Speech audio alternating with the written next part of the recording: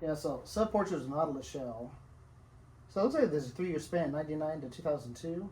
And so I'm curious to see just like how long he worked on it and like what else he may have developed through that kind of Right. process. But So I love this. So what we're showing people is your process. We magically pull out a working drawing scroll that no one's seen in 30 years. I never get to see your magic. well, it's not that magical. It's just careful and technical. Well, that's magic to me. Well, like Rhiannon said, if just because you get to explain the magic doesn't make it less magical. Right. I like that. I like that a lot. That kid. And when I think of especially when I think of fireflies, it's like even though I understand bioluminescence, you can't tell me it's not magical to see a swarm of fireflies at night in the field. I know it's magical. It is Isn't that something? And so I'm never quite sure which side I get until I unfurl it. But one thing I realized with this when I photographed it earlier is he did not work in half measures. He was interested in the Nautilus shell, especially because of his mathematic perfection along the Fibonacci sequence, which is a number sequence that is pervasive throughout nature.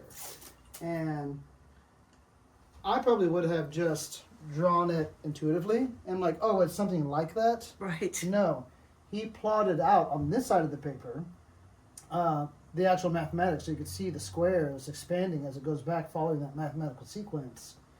Then flipped it over and then drew it on there. That way, if he makes a mistake and wants to erase, the mathematical, template, it doesn't get damaged, doesn't get erased in the process. So wow. Just that alone, I thought was really, really smart. That is amazing because I live with this painting and it's so beautiful. But again, it's his respect for nature because I think a lot of people don't realize that this occurrence of the Fibonacci sequence and how it goes counterclockwise in nature. I mean, whether it's the Nautilus shell, it's a tornado, it's a sunflower. Mm-hmm. This is the galaxy. I mean, it's just something that is so extraordinary. It speaks, to me, it speaks to the consciousness that underlies life. Yes. And that life is consciousness. And his connection with it. Like I said before, like so much about it is placing ourselves within nature, but also nature within ourselves. Right. And that's what I'm hoping we convey to people is like we are walking, talking nature, and we need to respect our relatives. Yes, all our relatives. All of our relatives. Yes. All of our relatives. We share genes with all of them.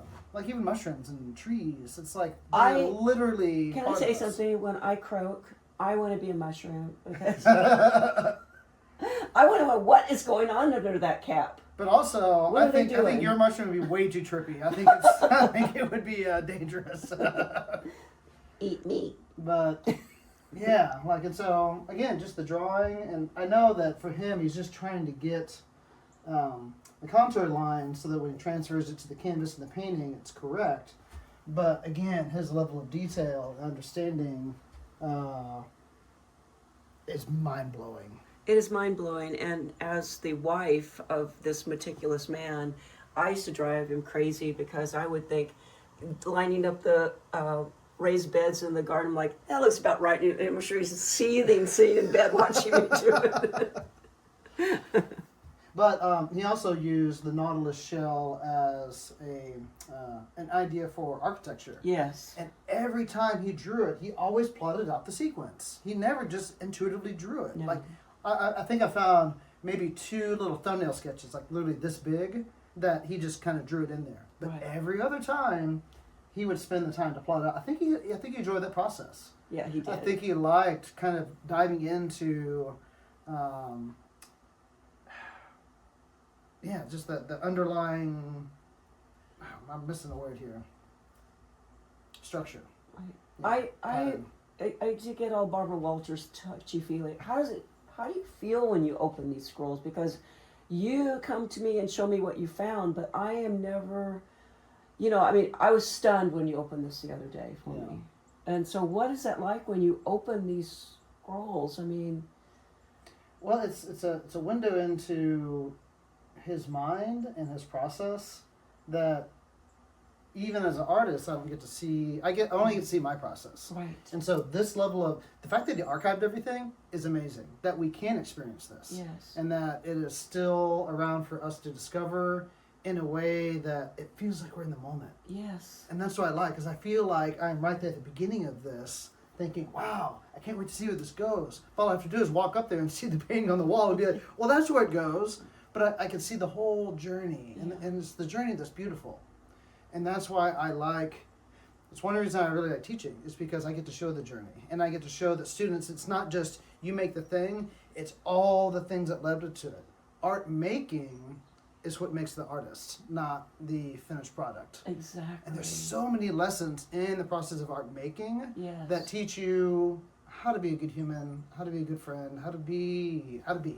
You are a fabulous teacher. I cannot thank the universe enough for putting you in my path. The people that have come in this path, Leanne Kendrick, the web mistress, he would love.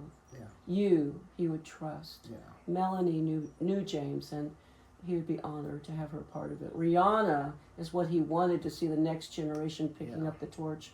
Rachel, who learned from him, amazing. You're bringing in Katerina to restore some of the paintings that were damaged. Yeah. And all of these people that call me every day. I mean, today I got a call from someone from the Benton County History Society that wants to do an article. It's just, every day is such a gift, and I'm so honored, that you're on the journey with me. Yeah. James continues to forge connections. Yes, he does, doesn't he? Yeah. Get out of my head, man. Get in mine. I can use some of that. Thank you.